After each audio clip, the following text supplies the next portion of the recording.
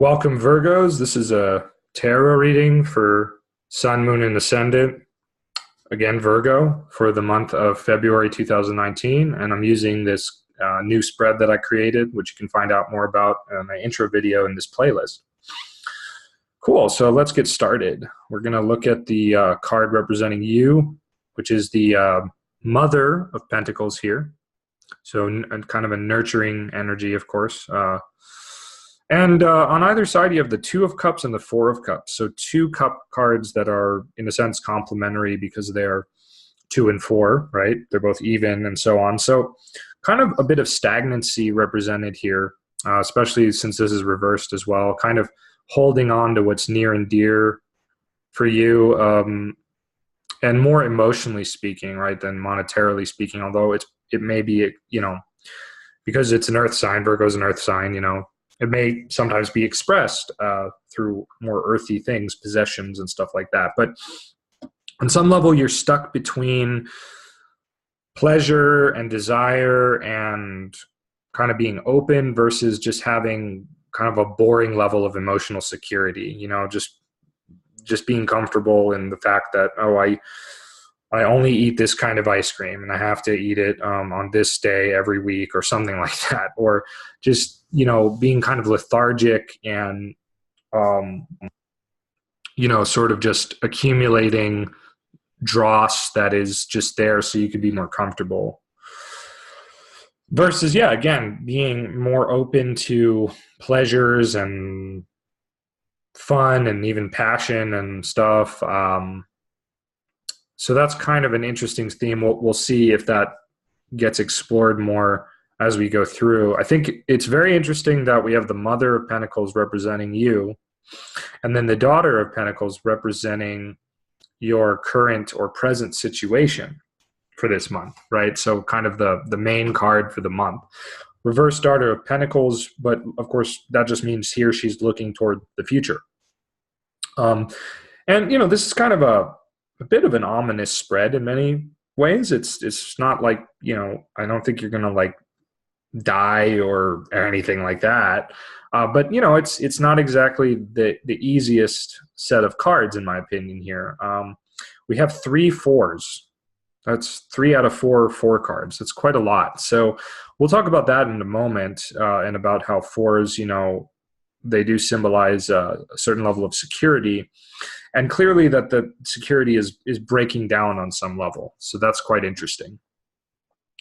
But this is like, to me, a mother-daughter kind of scenario, right? Like for those of you who are well, man or a woman, it doesn't really matter, but having some, this could literally be your daughter, right? Or a niece or something like that, or even a student, okay? Some person like that is occupying much of this month at least in terms of your thoughts or in terms of what's happening in life, and this could easily be, if this refers to you as well, it could easily be a regression, right? From a more mature state to a more immature state. And this, I'm not going to lie, this looks like, it reminds me of somebody addicted to drugs, especially with the 9 of Swords here. Somebody getting into really self-destructive behavior, unfortunately, because in the past here, 4 of Pentacles is reversed. Life has just not really been so fulfilling. Life has been, this is just monotonous, It's like, okay, things are kind of working for me, but not really. This is really boring. On another level, right, this is the dread that everything and have secured is going to fall apart. And this stuff is leaving you feeling very hopeless this coming month. It's making you feel like, what is the point of things? What am I even doing? Right? Nothing's working. I'm not fulfilled the way I thought I would be, right? And the world here is telling us that this month is all about grand ultimate fulfillment, right? Balancing every aspect of life, or sorry, not so much like you balancing it, but rather finding and seeing and dwelling in the ultimate interconnectivity of all things in such a way that all of life becomes a symphony, right? Rather than a kind of a broken chain of musicians all just tuning up their instruments. Like, it's the difference between like a symphony of musicians, like, oh, they're all tuning, and it's a cool sound actually to hear a symphony tuning up their instruments, but it's cacophonous, right? It's jagged. It's not peaceful. Versus like when they actually play the symphony, right? And they all come together, they're all working together, they are one instrument, right? So the world card represents seeking the oneness in things, aligning ourselves with the flow of things, right? Really seeing the world and the spirit as one thing in that sense, right? Ultimate fulfillment, the end of everything, so to speak. So yeah, you're stuck between trying to feel comfortable, trying to have pleasures, right? You're worried about the future, very anxious about the future. You're seeing things as, everything's going to dissolve, everything's going to be destroyed. That sort of a vibe. And the past here is, that just meeting the bare minimum of life is not serving you. It's just not serving you. So I'm going to jump to the advice card here, since this is pretty intense stuff, right? And say that, well, personally, I think it's good that you're looking toward the future, right? Because this can also mean like a calm acceptance that certain things are unstable, illusory, or just ending, just decaying, even naturally, because the 9 is not necessarily unnatural, right? It's actually just, it's just kind of this, like, things decay and die, and they get reabsorbed into the flow of life, right? So on some level, this is like a very calm card to have here, facing this very harsh reality with the support of the world. That's great. But on the other hand, on a personal level, right, you are still having to deal with some level of sadness and things about this, okay? But I don't think it's all consuming. I think the fact that you have the world card up here, and that it's the only major arcanum card, right? And that this spot in this spread is always a major arcana. But this is arguably the most powerful major arcana beside the Fool. So ultimately, even though all this kind of stuff is going on, all this difficulty and drama, it's still,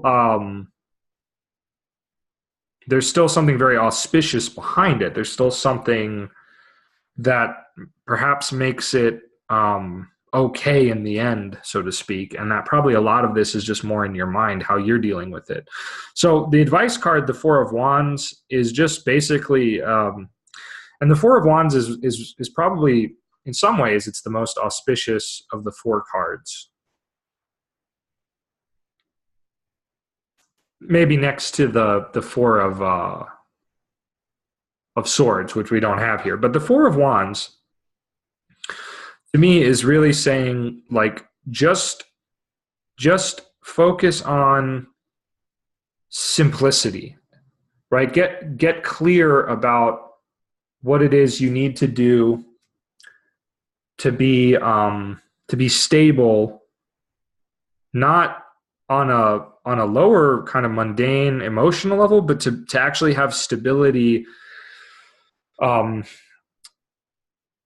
as an individual, right? Like, how do I put this? It's like it's like this is like the firewood that will give rise to the bonfire, right? So it's creating, it's being simple. It's using those things that will work and getting rid of those things that won't work, right? And just kind of creating a scenario for yourself where you can proceed into the future and have, like, the fuel.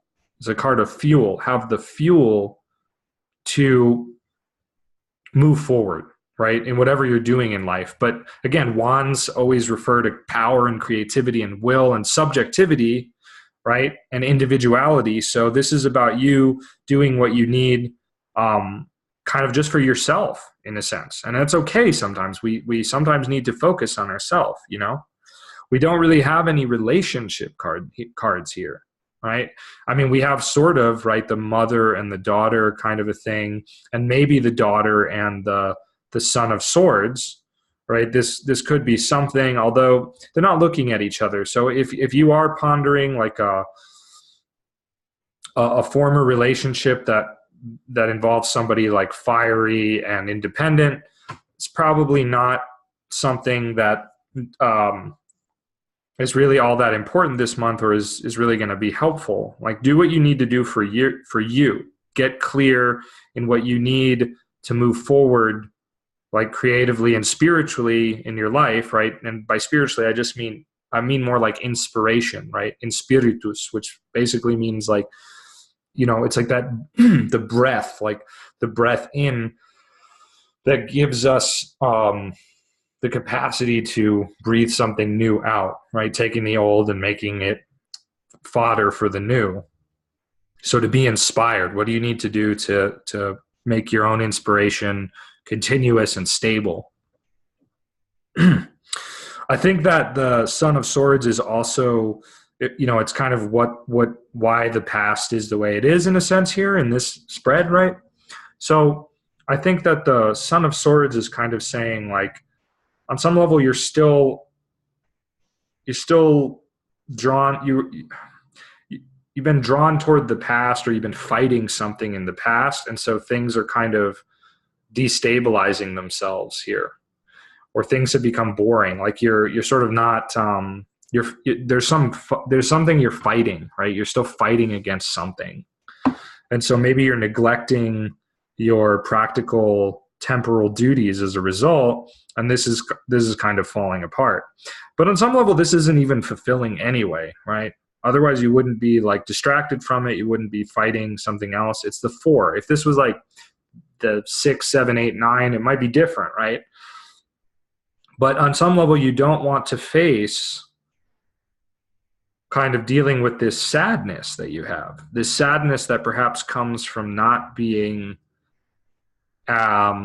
totally fulfilled on the level you believe you should be. And of course, this sadness it's a 5, so it does have the ability to interfere with this 4. So it's important that you forge ahead with this 4 of Wands, right? And don't let your sadness prevent you from accomplishing the things that you need for greater creative potentials in the future. Okay, so I think that does it for Virgo for February 2019. Please, if you enjoyed this video, hit like, subscribe, share it, and of course, check out my website for, full actual individualized readings. Okay, I hope you guys have a good February. I hope this is helpful, and that it can enable you to better traverse this February. All right. See you guys later.